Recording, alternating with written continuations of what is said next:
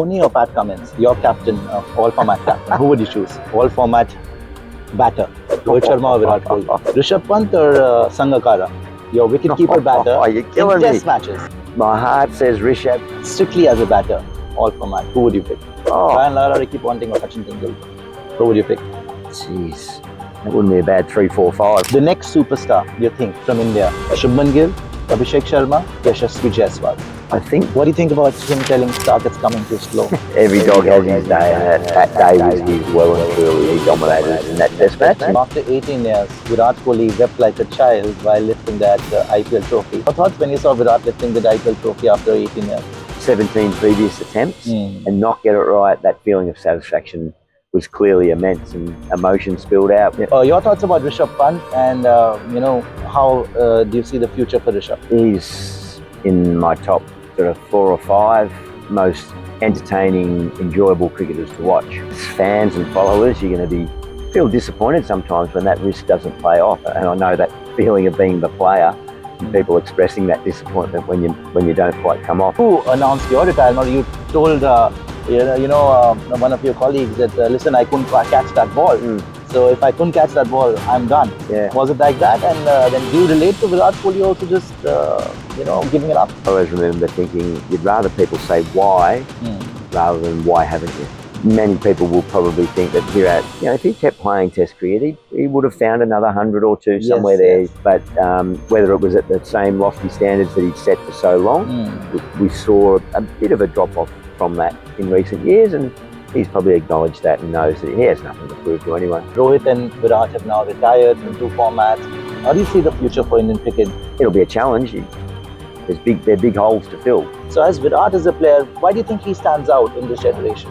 Players that have had brilliant careers in all formats are the true champions, and I think that's what Virat has proven, and he's a leader. After the IPL, I've seen the most number of superstars at the MLC. Yeah, hopefully at some point we can see Indian players playing in a tournament like this. We're in Auckland, USA, with the great man, the legend Adam Gilchrist. There can be never, ever anybody like him, and of course, Indians love him and respect him all throughout the world. Thank you so much, sir, for joining us on Sportsyaari. Gilly, first of all, I have to ask you, it's such a legendary career, and you gave us so many memories. Is the World Cup 150, the final knock, was that your favorite knock of all time? And how you smashed the bowlers that day? You're being very generous there. It was 149. So you gave me an extra run. Yeah. Look, that was just a magical day for all of us, for our whole team, really. The way that played out, to go through another World Cup undefeated, and to play almost a perfect game on the big stage, on the most important day of a tournament. That was really pleasing, and I guess I knew it was my last World Cup knock. I never felt I was going to be playing in 2011, so having not scored a World Cup 100 up to that point, it was nice to get the job done and for our team to lift the trophy. Nice to get the job done. You smashed them around the park. Beautiful wicket. It's a good pitch. Yeah, but on that day, and just on that knock, did you decide the earlier day that obviously you were one of a kind? You always were very aggressive. But did you decide some plans for particular bowlers or how you're going to pace your innings? No, we won the toss. We elected to bat, and then it rained. So we didn't start the game, but we knew we were batting. So that delay, I was nervous. There was nervous energy. Obviously, a World Cup final. So I actually went into the back of the change rooms, into the gymnasium area, and lay down just to rest and try not to use up too much mental energy. And I actually fell asleep and was woken by one of our trainers saying the umpires are on their way. So I was actually really relaxed by the time I had to go out to bat, because I hadn't sat there, stressing or visualizing things at negative sense. I was literally asleep, and it's probably a good way to go if you can. So I went out there with a very clear mind, and that was where I played my best cricket, when I wasn't thinking too much about it, wasn't over-analysing, just literally watching the ball as closely as you can, and then trusting your instinct and all the preparation you've done after that. So, as I say, it was a very flat wicket, and myself and Matty Hayden were able to form a nice partnership to kickstart things. Yeah, you guys won 3 in a row, and everybody tried to beat you. starting with Pakistan, 99, and then India, 2003, and then Sri Lanka, 2007. All the Asian giants tried. Nobody succeeded, and that was just such a great team with you and Ricky Ponting and Glenn McGrath, Glenn McGrath, Shane Warne. Do you think that's the best team of all time assembled? Oh, I've never really bought into the comparing one era versus another era. It's just it's impossible. It's good fun chat if people want to sit around and have it, but it's a tough one when you are involved in an era that is being talked about as that. But we were fortunate. We had a really talented bunch of individuals all at the one time. We were extremely well led by our leadership group, our captains, Ricky and Steve Waugh prior to that.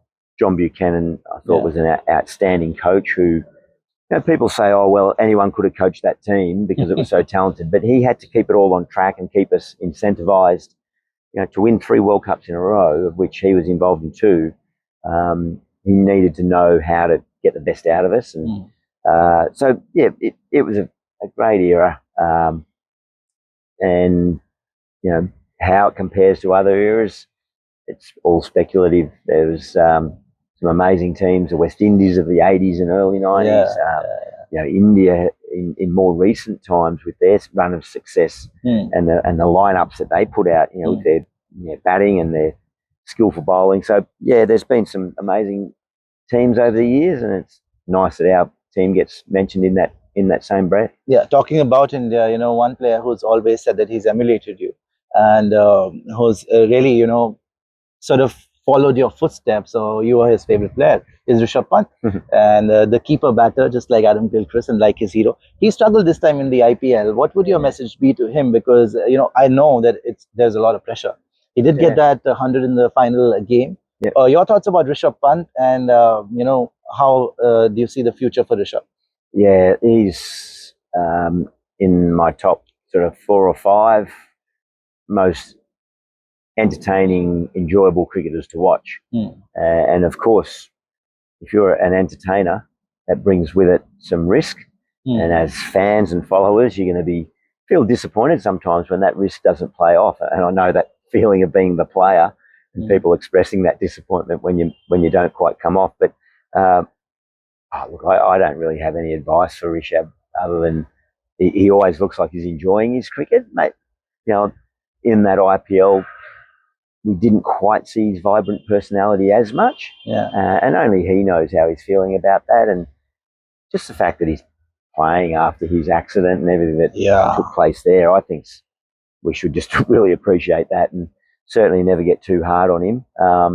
And I think he understands the perils of that style of cricket, and with it comes expectation. And like any batter, whether you play in an entertaining manner or a bit more of a traditional manner, you need to get results. And if you're not, that might mean that you're not going to get picked in a team. So he's, as a really valuable player for India, I think he'll probably enjoy not having that spotlight of that IPL and that big price tag and everything that came with that. Now he can get back into the national system and not be captain and just get back to playing his natural way and having fun. Yeah, he's just been appointed the vice captain for the Test side. You're one of a kind, but so is he in some, in many ways in the red ball format. I mean, does he surprise you sometimes, like suddenly coming on and smacking the bowlers, taking on stock, and all the quicks like bowling, and he's just smashing them around the ground where India is under pressure, and he just puts the pressure right back on the opposition. Yeah, I think that's what I love about his Test match cricket is he sort of almost operates by stealth. He can play very conservatively to the point where, let's go back a tour or two to Australia ago where he really he would surprise Australia. He'd look like he's sort of shut up shop and patient, and then in one over he can just turn it on and almost catch the opposition by surprise. And I think that element can really stun an opponent and allow momentum to go with him and his team. So I like that balance. I think he's got that in him to be able to balance it up and not have to feel that he needs to do all the creative stuff straight away. Like the old saying, particularly in Test cricket, giving yourself a chance and giving yourself the opportunity to build an innings. And then once you're in there, you can manipulate it however you want. Right. Also, after 18 years, Virat Kohli wept like a child while lifting that IPL trophy. Your first thoughts when you saw Virat, a lot of people saying nobody deserved it more because the amount of commitment that he delivers on every single ball, even while he's fielding. Your thoughts when you saw Virat lifting the IPL trophy after 18 years? Yeah, it was beautiful, wasn't it? Great scenes. I think, not just for Virat, but for the entire franchise. For RCB, yeah. But there are very few that have been involved as in-depthly as Virat, obviously, having been their first pick player and captain for so long and such a prolific run scorer. So, yeah, it's been a wonderful journey that everyone's gone on with him in every aspect of his cricketing life. But I know the feeling when I was, had the responsibility to captain an IPL team in the second year, and we had the good fortune of lifting that trophy. You won. So that meant so much to me, even amongst World Cups and Test match victories.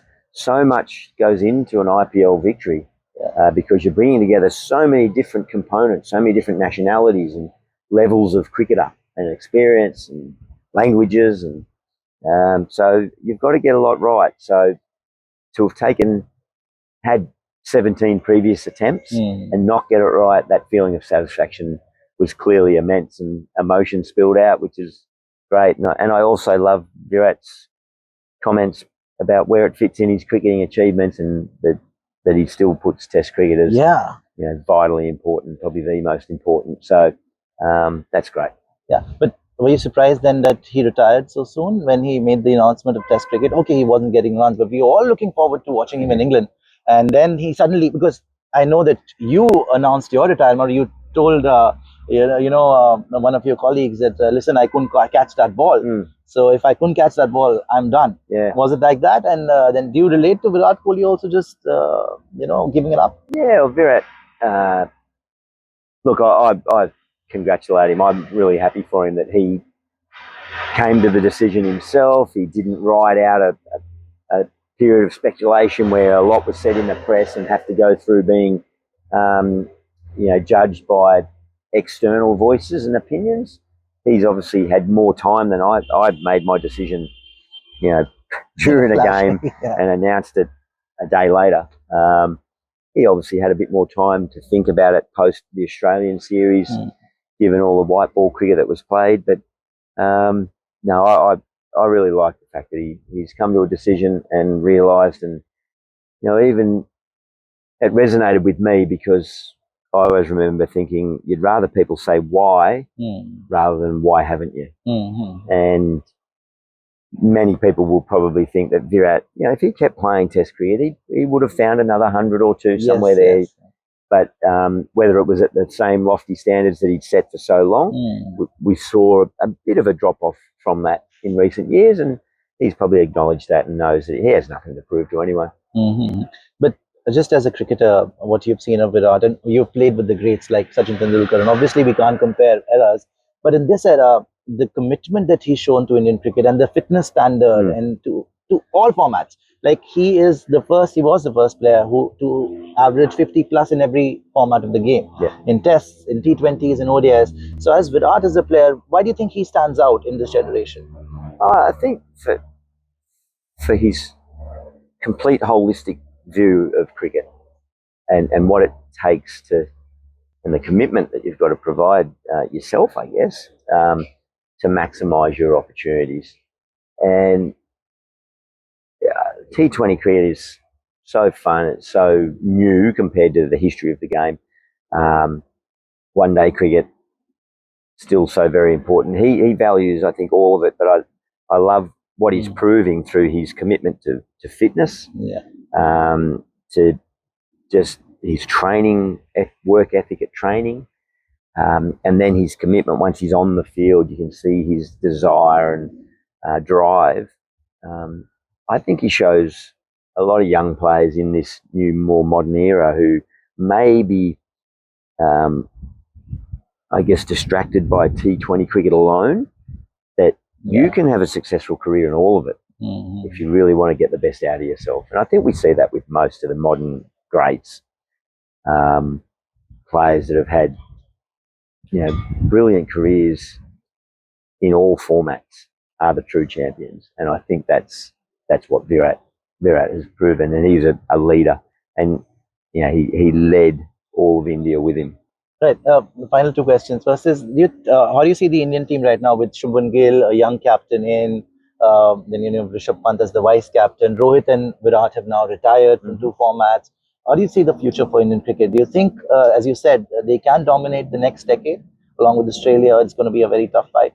I think India is always going to be a very, very competitive team on the international stage. White ball cricket is really, they could field a number of 11s really, because of the depth that maybe it's a byproduct of the IPL, 18 years in, and one day cricket's always been very popular there. But Test cricket, they're always just such the vast numbers. They're going to have plenty of talented players to pick from. And as long as the leaders of that group value Test cricket like Virat and Rohit did, known Rohit since he was a young fellow as my vice captain at the Deccan Chargers back in 2008 and 2009. He was a white ball superstar, but he coveted playing red ball cricket as well. So I think that it's in a pretty healthy state, and it'll be a challenge. There are big holes to fill. Right. How do you vision cricket coming to America and going forward? Because I see it as a huge market over here, and this is the future probably, because after the IPL, I've seen the most number of superstars at the MLC. Yeah, there aren't many leagues around the world that get so many of the IPL international players all in one place at the one time.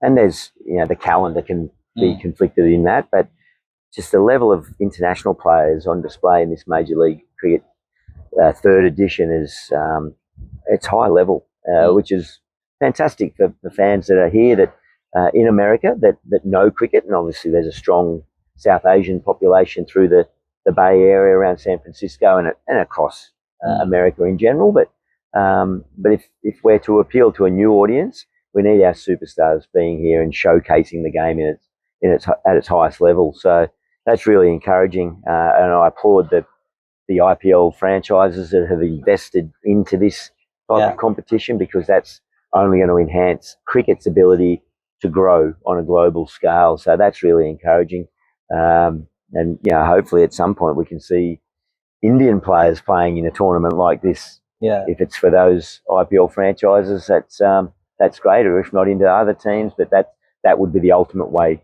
to see franchise cricket expansion go, particularly here in the States. I think if we saw whether Virat's got time in his retirement or even MS Dhoni, still someone like that walking out here at the Oakland Coliseum, I reckon we'd just about fill it up. Yeah, we'll do a rapid fire quickly. We'll give you two options and you have to choose one. Talking about MS Dhoni, quick rapid fire. Dhoni or Pat Cummins, your captain of all format captain, who would you choose? All format captain? Yes, one. Pat Cummins or MS Dhoni, both world champions. I'll go Cummins for all format. Okay. Rohit or Virat, all format batter. Rohit Sharma or Virat Kohli? I think Virat, because over a sustained period he showed it across all formats. Virat Kohli. Okay. Rishabh Pant or Sangakkara, your wicketkeeper batter you're killing in Test matches? In Test matches,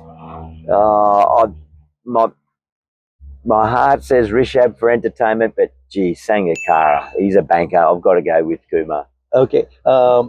Ricky Ponting or Sachin Tendulkar? Strictly as a batter, all format. Who would you pick? All format? Yeah. Or let's throw Lara in there as well. Brian Lara, Ricky Ponting or Sachin Tendulkar? Who would you pick? Jeez, that wouldn't be a bad 3, 4, 5, would I? All of them, thanks. I'll have them all.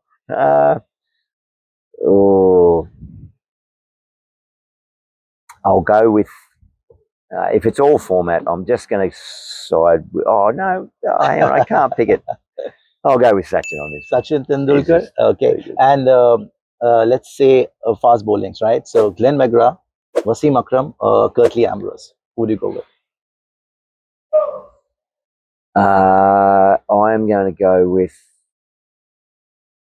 because I know him and saw him so closely, was Glenn. Glenn McGrath, yeah, he's my favorite too. The next superstar, you think, from India? Shubman Gill, Abhishek Sharma, Yashasvi Jaiswal? Ooh, I think Jaiswal. I think he's shown us. He's had a little period of having to learn a bit more and dig it a bit deeper, but I sense the hunger is there. What do you think about him telling Stark it's coming too slow? Do you think that was just youth arrogance, or what was that? Just good banter. It was fun. Every dog has his day, and that day was his well and truly. He dominated us in that test match, in that second innings, and Stark fought back a little bit later on. So that's the beauty of the game. But that was just good, honest banter. All right, India or Australia, the next decade belongs to, as far as and who do you think is going to be the next superstar from Australia? Cameron Green, provided he stays fit, will be the next decade an integral part, a vital part of Australian cricket team. And we saw Constars in Australia. Then we saw a lot of other superstars. Steve Smith is still going so well. Yeah. I've got to side with my home country, don't I, to say we're going to dominate, but I think the rivalry is going to be a healthy one for a long time. Right. Okay, Adam Gilchrist, thank you so much, pleasure, as always, and a lot of respect to you, and your memories are always with us. One of the greatest ever to do that. Thank you. Thank you so much for talking to us. Thank you.